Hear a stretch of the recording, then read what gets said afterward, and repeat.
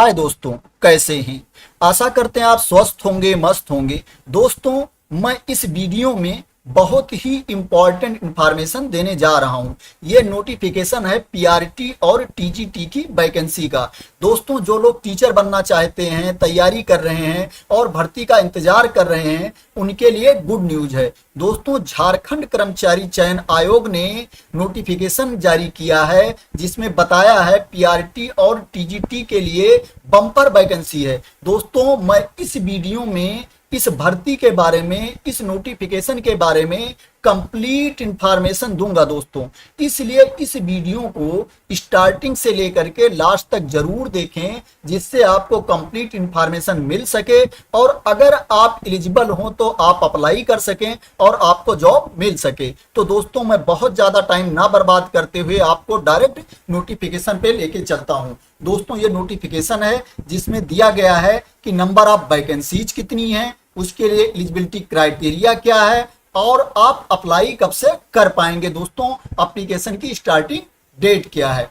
दोस्तों, यहाँ पे आप देख सकते हैं दिया गया है कि झारखंड प्रशिक्षित प्राथमिक शिक्षक संयुक्त प्रतियोगिता परीक्षा 2023। नीचे क्या दिया गया है दोस्तों, कार्मिक प्रशासनिक सुधार तथा राजभाषा विभाग झारखंड सरकार के पत्र संख्या 3518 दिनांक 19/6/2023 द्वारा अग्रसारित स्कूली शिक्षा एवं साक्षरता माध्यमिक शिक्षा निदेशालय विभाग के पत्रांक 832 दिनांक 16/6/2023 द्वारा संसूचित रिक्तियों के विरुद्ध नियुक्ति के लिए भारत के नागरिकों से विहित प्रपत्र में झारखंड प्रशिक्षित प्राथमिक शिक्षा संयुक्त प्रतियोगिता परीक्षा 2023 के लिए ऑनलाइन आवेदन आमंत्रित किए जाते हैं। दोस्तों, जो एप्लीकेशन फिल होगा वो ऑनलाइन होगा। आप अप्लाई ओनली ऑनलाइन कर पाएंगे, ऑफलाइन अप्लाई नहीं कर पाएंगे। दोस्तों, इसमें और क्या दिया गया है, अभ्यर्थी विवरणिका की विभिन्न कंडिकाओं में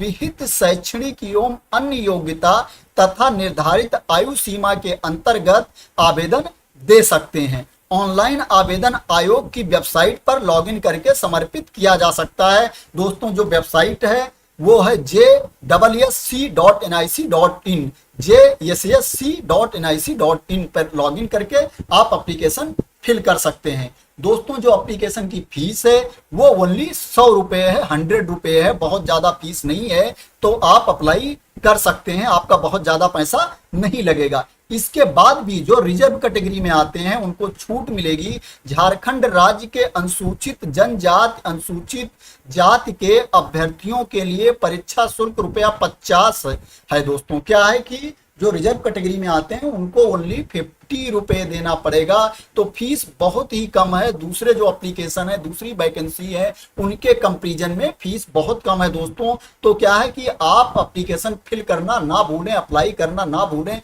अगर आप एलिजिबल हो तो। दोस्तों, और नीचे चलते हैं, देखते हैं कि नंबर ऑफ वैकेंसीज कितनी है। दोस्तों, जो वैकेंसीज दी गई हैं ये जिले वाइज दी गई हैं। दोस्तों, जिलावार वैकेंसीज दी गई हैं। जितने जिले हैं झारखंड में, सभी जिलों के लिए कितनी वैकेंसी है और किसके लिए कितनी वैकेंसी, रिजर्व कैटेगरी के लिए कितनी है, अन रिजर्व कैटेगरी के लिए कितनी है, तो इसमें कंप्लीट इंफॉर्मेशन दी गई है। दोस्तों, क्या है कि मैं इस पीडीएफ को अपने टेलीग्राम चैनल पर डाल दूंगा, आप वहां से डाउनलोड कर लेना, जिससे क्या है कि कंप्लीट डिटेल्स में देख लेना। मैं वैसे जिले वाइज वैकेंसी आपको बता देता हूं, टोटल नंबर ऑफ वैकेंसीज कितनी है और इसमें क्या है कैटेगरी वाइज भी वैकेंसी दी गई है। तो दोस्तों, क्या है कि ये बहुत पीडीएफ बहुत ज्यादा पेजेस की है, बहुत ज्यादा लंबी है। अगर क्या है कैटेगरी वाइज डिस्क्राइब करेंगे तो बहुत ज्यादा टाइम लग जाएगा, क्योंकि जो ये पीडीएफ है 135 पेज की है, 135 पेजेस की पीडीएफ है। इसको मैं अपने टेलीग्राम चैनल पर डाल दूंगा, वहां से आप डाउनलोड करके कंप्लीट डिटेल्स देख लेना, किस जिले में किसके लिए कितनी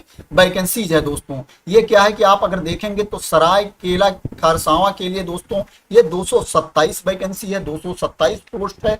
दोस्तों, ये जो वैकेंसीज हैं ये इनिशियल में मैं जो बता रहा हूं, ये कक्षा 1 से लेकर के 5 तक के लिए वैकेंसीज हैं। इंटरमीडिएट प्रशिक्षित सहायक आचार्य के लिए वैकेंसीज हैं, मैं उनके बारे में बता रहा हूं। दोस्तों, जो सरायकेला में वैकेंसीज है वो 227 है। दोस्तों, फिर लातेहार में 170 है। फिर दोस्तों क्या है, गोड्डा में आप देखोगे इसके लिए दोस्तों 231 है, बोकारो के लिए 234 है, दुमका के लिए 364 है। दोस्तों, गुमला में में 204 वैकेंसीज है दोस्तों। इसके बाद आप जामताड़ा में देखोगे तो 165 वैकेंसीज है। रामगढ़ में देखोगे दोस्तों तो 93 वैकेंसीज है। रांची में देखोगे तो 307 वैकेंसीज है। खूंटी में देखोगे दोस्तों तो 125 वैकेंसीज है दोस्तों। अगर सिंहभूम में देखोगे तो 317 है। अगर पूर्वी सिंहभूम में देखोगे तो 237 है। इसके बाद चतरा में देखोगे तो 251 है। पलामू में देखोगे तो 395 है। कोडरमा में देखोगे दोस्तों तो 105 वैकेंसीज है। इसके बाद अगर हजारीबाग में आप देखते हो तो 216 है। देवघर में 312 है। फिर पाकुड़ में दोस्तों 153 वैकेंसीज है। साहेबगंज में 194 वैकेंसीज है। फिर धनबाद में दोस्तों 257 वैकेंसीज है। इसके बाद देखोगे दोस्तों लोहरदगा में 84 वैकेंसीज हैं। इसके बाद गिरिडीह में दोस्तों 487 वैकेंसीज हैं। फिर सिमडेगा में देखोगे 122 है दोस्तों। फिर गढ़वा में 219 वैकेंसीज है दोस्तों। इसके बाद नीचे यहाँ गैर पारा अभ्यर्थियों के लिए भी जिलावार आरक्षित पद दिया गया है दोस्तों। इसको क्या है कि आप पीडीएफ में देख लेना जितनी वैकेंसीज हैं, किसके लिए कितनी वैकेंसीज हैं दोस्तों, किस कैटेगरी के लिए कितनी वैकेंसीज हैं, कितनी रिजर्व हैं, कितनी अनरिजर्व हैं, कंप्लीट डिटेल्स दी गई है इस पीडीएफ में। इस पीडीएफ को आप डाउनलोड करके देख लेना। मैं और आगे चलता हूं, देखता हूं कि इसके लिए एलिजिबिलिटी क्राइटेरिया क्या है। ये नंबर ऑफ वैकेंसी दोस्तों बहुत ज्यादा है। अगर टोटल काउंट की जाए तो ये 25,000 से भी ज्यादा है दोस्तों। तो ये आपके लिए बहुत अच्छी अपॉर्चुनिटी है। अगर आप एलिजिबल हो तो आप अप्लाई कर दीजिए और तैयारी में जुट जाइए। वैसे आप पहले से तैयारी कर रहे होंगे, अगर नहीं तैयारी कर रहे हैं तो अभी से जुट जाइए। और क्या है कि ये मौका आप गंवाए नहीं, आप जॉब लेकर के ही माने दोस्तों। इसके बाद मैं नीचे चलता हूं और आपको बताता हूं कि एलिजिबिलिटी क्राइटेरिया क्या है इनके लिए, इन पोस्टों के लिए जो ये वैकेंसी है इनके लिए। ये देखोगे दोस्तों। इसके बाद यहाँ नंबर ऑफ वैकेंसी दी गई है, पीआरटी के लिए भी, टीजीटी के लिए भी टोटल दी गई है पीडीएफ में। और जिले वाइज दी गई है, कैटेगरी वाइज भी दी गई है दोस्तों। आप यहाँ नीचे देखते जाओ, काफी वैकेंसीज है, पूरा यहाँ डिस्क्राइब किया गया है दोस्तों। मैं आपको और नीचे लेके चलता हूँ, इसको भी दिखा रहा हूँ कि जो वैकेंसीज हैं दी गई हैं, इसको आप देखते रहिए।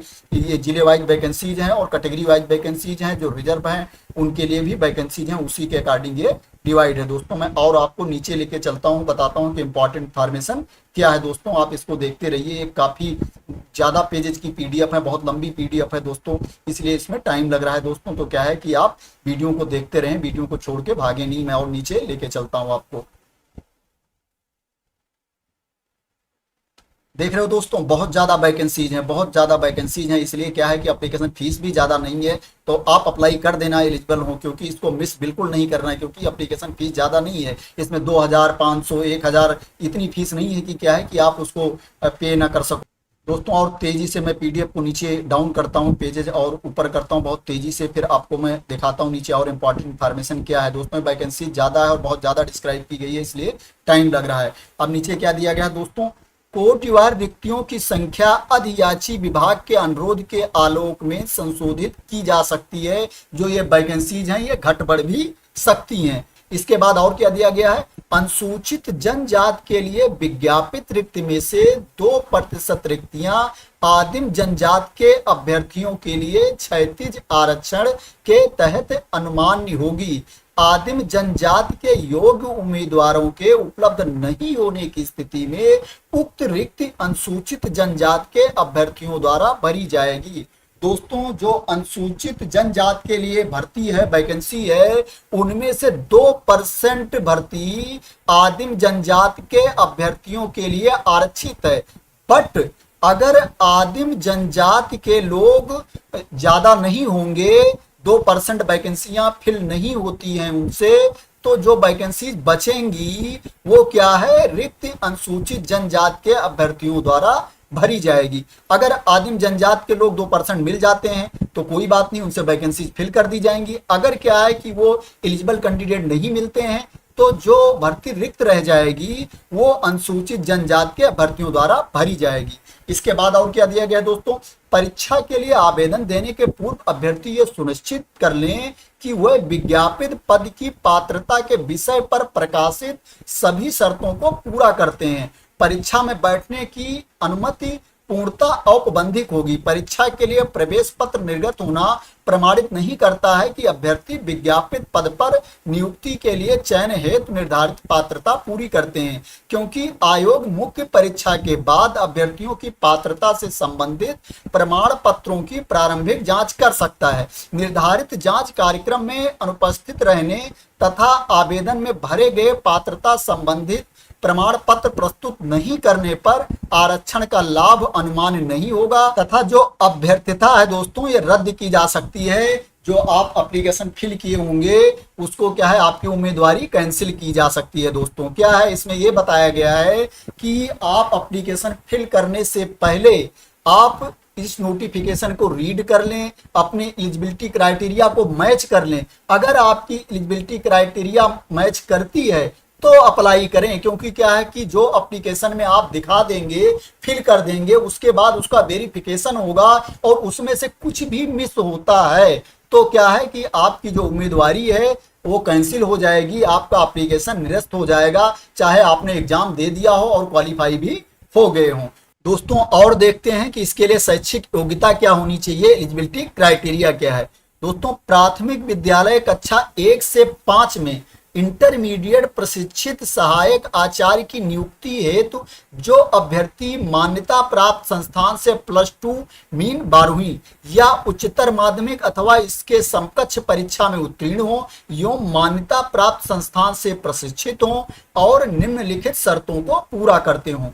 न्यूनतम 50% अंकों के साथ +2 उत्तीर्ण या उच्चतर माध्यमिक अथवा इसके समकक्ष तथा प्रारंभिक शिक्षा में द्विवर्षीय डिप्लोमा चाहे उसे कोई भी नाम दिया गया हो, अथवा न्यूनतम 45% अंकों के साथ उच्चतर माध्यमिक अथवा इसके समकक्ष एवं प्रारंभिक शिक्षा शास्त्र में द्विवर्षीय डिप्लोमा चाहे उसे किसी भी नाम से जाना जाता हो, जो राष्ट्रीय अध्यापक शिक्षा परिषद विनियम 2002 के अनुसार सत्र 2007-2009 तक प्राप्त किया गया हो, अथवा न्यूनतम 50% अंकों के साथ +2 उत्तीर्ण या उच्चतर माध्यमिक अथवा इसके समकक्ष तथा 4 वर्षीय प्रारंभिक शिक्षा शास्त्र में स्नातक DLED, अथवा न्यूनतम 50% अंकों के साथ +2 उत्तीर्ण या उच्चतर माध्यमिक अथवा इसके समकक्ष तथा शिक्षा शास्त्र विशेष शिक्षा में द्विवर्षीय डिप्लोमा अथवा स्नातक तथा प्रारंभिक शिक्षा में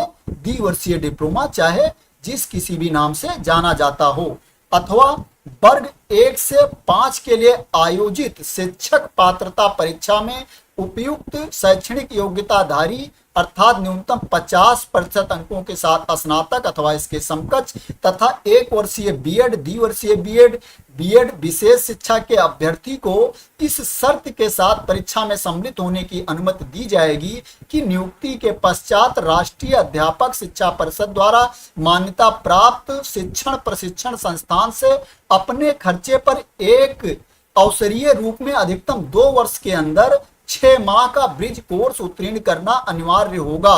दोस्तों क्या है बीएड वाले भी अप्लाई कर पाएंगे, बट क्या है कि उनको ब्रिज कोर्स करना पड़ेगा अपने खर्चे पर, अन्यथा की स्थिति में इसका अभ्यर्थित्व विचारणीय नहीं होगा तथा रद्द कर दिया जाएगा। एक और इंपॉर्टेंट बात है दोस्तों, राष्ट्रीय अध्यापक शिक्षा परिषद द्वारा निरूपित मार्गदर्शी सिद्धांतों के अधीन झारखंड सरकार द्वारा कक्षा 1 से लेकर के 5 तक के लिए आयोजित शिक्षक पात्रता परीक्षा JTET में उत्तीर्ण होना अनिवार्य है। दोस्तों क्या है कि इसमें CTET या अदर टेट क्या है कि नहीं माना जाएगा, इसमें क्या है कि JTET आपका क्वालिफाई होना जरूरी है। जो झारखंड सरकार के द्वारा आयोजित किया जाता है JTET वो क्वालिफाई होना जरूरी है। दोस्तों ये बहुत ही इंपॉर्टेंट बात है। इसके बाद क्या इसमें आपका जो सैलरी का लेवल होगा दोस्तों वो 4 होगा, 25,500 से लेकर के 21,100 रुपए सैलरी का लेवल होगा दोस्तों। और नीचे चलते हैं, देखते हैं कि जो स्नातक प्रशिक्षित सहायक आचार्य हैं उनके लिए शैक्षिक योग्यता क्या होनी चाहिए, एलिजिबिलिटी क्राइटेरिया क्या है दोस्तों।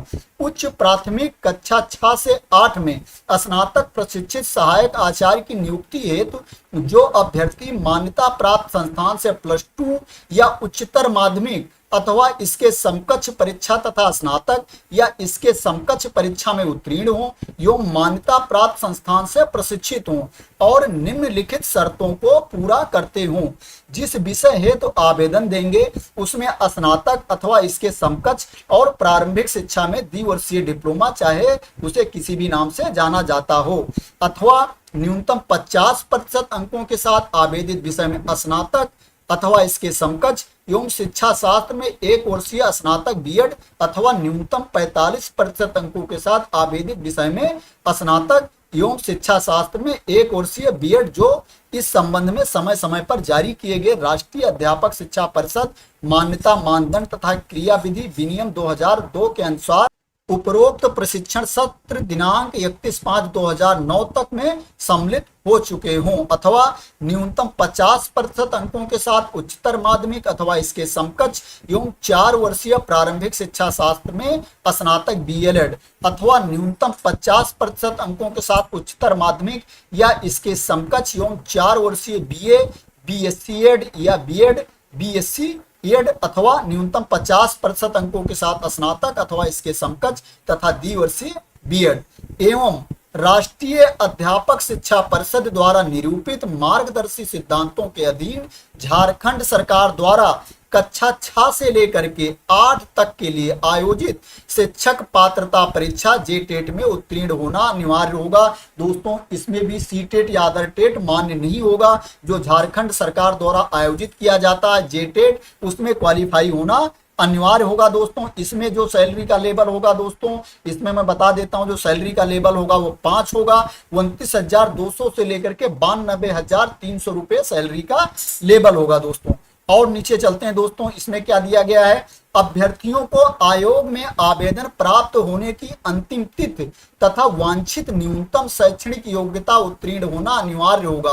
अर्थात शैक्षणिक योग्यता के निर्धारण के लिए ऑनलाइन आवेदन देने की अंतिम तिथि को आधार तिथि माना जाएगा। यदि कोई अभ्यर्थी इस तिथि तक निर्धारित शैक्षणिक योग्यता नहीं धारित करते हैं तो आवेदन करने के लिए अयोग्य समझे जाएंगे। दोस्तों, ये बहुत ही इंपॉर्टेंट इंफॉर्मेशन है, क्योंकि क्या है, बहुत लोग कमेंट करते रहते हैं कि क्या मैं अप्लाई कर सकता हूं, भी पेपर देने वाला हूं या रिजल्ट का वेट कर रहा हूं, मैं अप्लाई कर सकता हूं कि नहीं कर सकता हूं। इस तरह से बहुत सारे कमेंट आते हैं और आप लोगों के अंदर भी डाउट होंगे। दोस्तों, इसमें क्लियर कर दिया गया है कि जो एप्लीकेशन की लास्ट डेट है उस डेट तक आपका जो है क्वालिफाई हो जाना चाहिए, आपका रिजल्ट आ जाना चाहिए। क्या है कि अगर आप रिजल्ट का वेट कर रहे हो और आपका रिजल्ट नहीं आया उस डेट तक, तो क्या है कि आप अप्लाई नहीं कर पाएंगे, आप एलिजिबल नहीं होंगे। यहाँ पे साफ साफ दिया गया है, अभ्यर्थियों को आयोग में आवेदन प्राप्त होने की अंतिम तिथि तक वांछित न्यूनतम शैक्षणिक योग्यता उत्तीर्ण होना अनिवार्य होगा।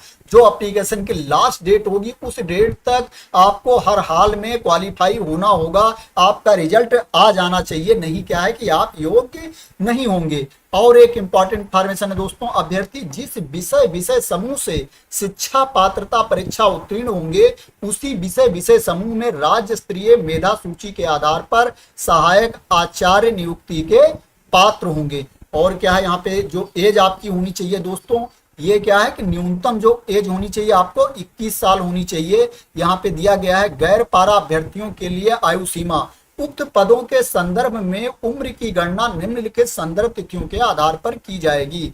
न्यूनतम उम्र सीमा की गणना हेतु संदर्भ तिथि 1/8/2023, अधिकतम उम्र सीमा की गणना हेतु संदर्भ तिथि 1/8/2019। ये क्या है कि इन्होंने कोई रूल बना रखा है अपना, इसी के अकॉर्डिंग जो एज की गणना होगी। जो न्यूनतम एज आपकी होनी चाहिए वो 21 साल होनी चाहिए और अधिकतम जो एज होनी चाहिए दोस्तों ये 40 साल होनी चाहिए। जो रिजर्व कैटेगरी में आते हैं उनको छूट मिलेगी। यहाँ पे दिया गया न्यूनतम उम्र सीमा 21 वर्ष, अधिकतम उम्र सीमा अनारक्षित एवं आर्थिक रूप से कमजोर वर्ग के लिए 40 वर्ष, अत्यंत पिछड़ा वर्ग एवं पिछड़ा वर्ग अनुसूचित 2 के लिए 42 वर्ष। महिलाओं के लिए दोस्तों जो एज डिसाइड है वो 43 ईयर्स है, 43 वर्ष है। अनुसूचित जात के लिए दोस्तों जो है 45 वर्ष है। अनुसूचित जनजात पुरुष एवं महिला के लिए 45 वर्ष है।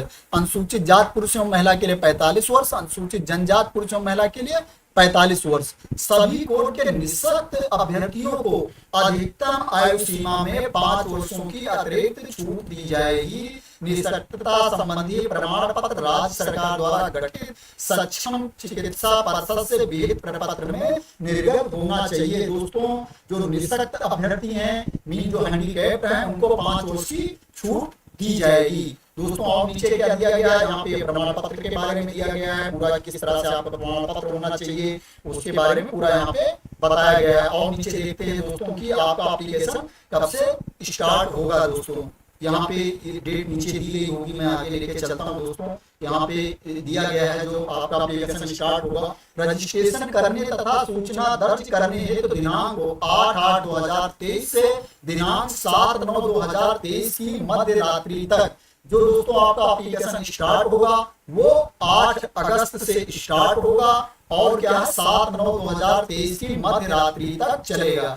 जो परीक्षा शुल्क भुगतान करने के लिए तिथि है दोस्तों ये 9/9/2023 है, 9 सितंबर है। दोस्तों अगेन क्लियर कर देता हूं, जो आपका एप्लीकेशन स्टार्ट होगा वो 8 अगस्त से स्टार्ट होगा। जो एप्लीकेशन की लास्ट डेट है वो 7 सितंबर है, 7 सितंबर है, 7/9/2023 से मध्य रात्रि तक। जो परीक्षा शुल्क भुगतान करने की लास्ट डेट है वो 9 सितंबर है, 9/9/2023 है। फोटो में हस्ताक्षर अपलोड करने तथा आवेदन पत्र का प्रिंट आउट लेने के लिए दोस्तों जो तिथि है वो 11/9/2023 है। इसके बाद क्या है दोस्तों, दिनांक 13/9/2023 से दिनांक 15/9/2023 के मध्य रात्रि तक ऑनलाइन आवेदन पत्र में की गई किसी भी अशुद्ध प्रविष्टि को संशोधित करने के लिए पुनः खोली जाएगी। जो करेक्शन के लिए विंडो पुनः खोली जाएगी 19/9/2023 से 15/9/2023 के मध्य, जिसके माध्यम से वैध अभ्यर्थी ऑनलाइन आवेदन पत्र की अशुद्धियां संशोधित कर सकेंगे। छूट सहित परीक्षा शुल्क भुगतान करने की स्थिति में शुद्धिकरण का दावा परीक्षा शुल्क भुगतान की राशि तक सीमित होगा। दोस्तों इसके बाद देखते हैं कि आपका एग्जाम कैसे होगा, आपके एग्जाम का मोड क्या होगा। दोस्तों जो आपका एग्जाम होगा वो सीबीटी मोड में होगा। आयोग द्वारा कंप्यूटर आधारित परीक्षा ली जाएगी, कंप्यूटर बेस्ड टेस्ट होगा तथा किसी विषय की परीक्षा यदि विभिन्न समूहों में ली जाती है तो अभ्यर्थियों के प्राप्तांक का नॉर्मलाइजेशन किया जाएगा। कंप्यूटर आधारित परीक्षा के आधार पर अभ्यर्थियों की मेधा सूची उनके प्राप्तांक के नॉर्मलाइज्ड अंक के आधार पर तैयार की जाएगी तथा परीक्षा फल प्रकाशन के पश्चात उन्हें नॉर्मलाइज्ड अंक ही दिया जाएगा। दोस्तों परीक्षा का स्वरूप कैसे होगा, आपका परीक्षा एक चरण में ली जाएगी। जो आपका एग्जाम होगा वो एक चरण में होगा। परीक्षा में सभी प्रश्न वस्तुनिष्ठ एवं बहुविकल्पीय उत्तर युक्त होंगे। गलत उत्तर के लिए अंकों की कटौती नहीं की जाएगी, निगेटिव मार्किंग नहीं होगी। दोस्तों अगेन मैं क्लियर कर रहा हूं, इसमें आपकी निगेटिव मार्किंग नहीं होगी, बाद में हो सकता है चेंज हो जाए, बट अभी नोटिफिकेशन में जो दिया गया है यहाँ पे साफ साफ दिया गया है परीक्षा एक चरण में ली जाएगी। परीक्षा में सभी प्रश्न वस्तुनिष्ठ एवं बहुविकल्पीय उत्तर युक्त होंगे। गलत उत्तर के लिए अंकों की कटौती नहीं की जाएगी। दोस्तों और नीचे चलते हैं, देखते हैं इस नोटिफिकेशन में और इंपॉर्टेंट इंफॉर्मेशन क्या है। ये देखोगे दोस्तों, ये जो बताया गया है ये विषय और पाठ्यक्रम के बारे में बताया गया है। इसके लिए मैं वीडियो अलग से बनाऊंगा। क्या है, ये वीडियो काफी लंबी हो रही है, अगर मैं इसी में बताऊंगा तो उतना क्लियर नहीं हो पाएगा। मैं अलग से वीडियो बनाऊंगा, स्पेसिफिक वीडियो बनाऊंगा, उसमें ज्यादा क्लियर हो जाएगा। अगर क्या है आपको पहले ही रीड करना है, कंफर्म करना है, तो मैं इस पीडीएफ को अपने टेलीग्राम चैनल पर डाल दूंगा, वहां से आप डाउनलोड कर लेना और पूरे नोटिफिकेशन को रीड कर लेना, बाद में मेरे वीडियो को भी देख लेना। और क्या है, इससे आपका ज्यादा क्लियर हो जाएगा। इसमें पूरा यही बताया गया है किस विषय से कितने क्वेश्चन आएंगे, उसके लिए कितने अंक मिलेंगे और जो परीक्षा की अवधि होगी वो कितनी होगी, इसमें यह बताया गया है दोस्तों। और नीचे जो दिया गया है इसमें क्या दिया गया है कि जो सर्टिफिकेट होगा, प्रमाण पत्र होगा, वो कैसे होगा, फॉर्मेटिंग के बारे में बताया गया है। दोस्तों यहाँ पे टोटल वही इंफॉर्मेशन दी गई है कि आपका जो प्रमाण पत्र होगा, सर्टिफिकेट होगा, वो उसकी फॉर्मेटिंग क्या होगी, यहाँ पे उसका प्रारूप क्या होगा, वही बताया गया है। तो दोस्तों जो इंपॉर्टेंट इंफॉर्मेशन थी इस नोटिफिकेशन की मैंने आपको बता दिया है। ये जो वैकेंसी है ये पीआरटी और टीजीटी के लिए है। एप्लीकेशन की स्टार्टिंग डेट है वो 8 अगस्त है, 8/8/2023 से आपका एप्लीकेशन स्टार्ट होगा। जो लास्ट डेट है वो 7/9/2023 है, 7 सितंबर लास्ट डेट है। दोस्तों जो ये नोटिफिकेशन जारी किया गया है ये झारखंड कर्मचारी चयन आयोग के द्वारा जारी किया गया है दोस्तों। और क्या है कि इसमें एप्लीकेशन फीस भी ज्यादा नहीं है, आपको 100 रुपए ही पेड करने हैं। अगर आप अनरिजर्व कैटेगरी में आते हो 100 रुपए ही आपको देने हैं तो इसलिए अगर आप एलिजिबल हो तो अप्लाई करना आप ना भूलें। अगर दोस्तों आपको इन्फॉर्मेशन क्लियर हो गई हो, आपको अगर इन्फॉर्मेशन सही लगी हो, ये करेक्ट इन्फॉर्मेशन लगी हो, तो इस वीडियो को लाइक कर देना, शेयर कर देना, और हमारे चैनल को अभी तक सब्सक्राइब नहीं किया है तो सब्सक्राइब कर लेना। क्या है कि वैकेंसीज आती रहती हैं, मैं उसकी वीडियो बनाता रहता हूँ, कोई न्यू नोटिफिकेशन आए, न्यूज आए तो मैं उसकी वीडियो बनाऊं तो आप लोगों तक पहुंच सके दोस्तों। तो thank you so much for watching.